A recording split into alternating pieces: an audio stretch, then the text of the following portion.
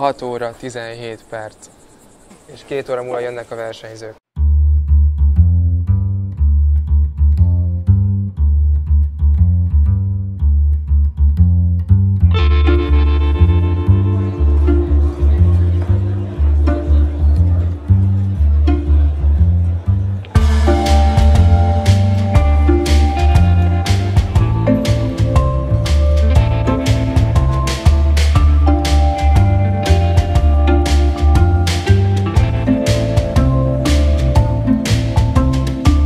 Instagramon kerestek meg, és abszolút igent mondtam, mert tökre szeretem az ilyen kreatív megmérettetéseket, és akkor ugye mondták, hogy Norbi is ott lesz, és akkor mondtam, akkor meg pláne. Ha Norbi ott lesz, akkor meg pláne. De voltál már zsűritag ilyen fotós megmérettetésen?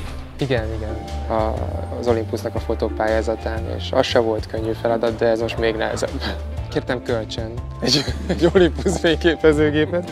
Ez egy EM10 Mark 3-as, és hozzá egy alapobjektív. Én mindenképpen azt fogom nézni, hogy ki milyen kreatívan oldja meg a dolgokat. Mindenféleképpen szerintem ugyanúgy, ahogy a többi zsűritag is a különleges dolgokat keressük, tehát a különleges megvalósítást olyan alternatív szögekből fotózva, ami működőképes. Olyan dolgokat várok, ami tényleg életük legjobb képe, ezt így el is mondtam a megnyitón.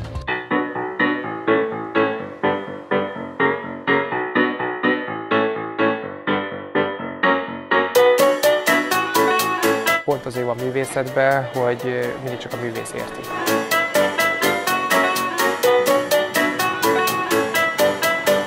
Akkor nyomom le az exponáló gombot, amikor azt érzem, hogy tökéletes.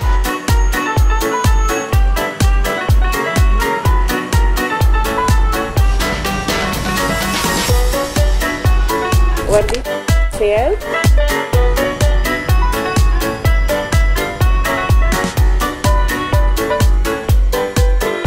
Én elkapni szeretem a pillanatokat, ami az utcán történik, ami egy koncerten, ami egy sporteseményen, és valami, ami úgy kicsit mesél, tehát úgy belerángatja az embert a képbe, és úgy át tudja élni a dolgokat egy kicsit.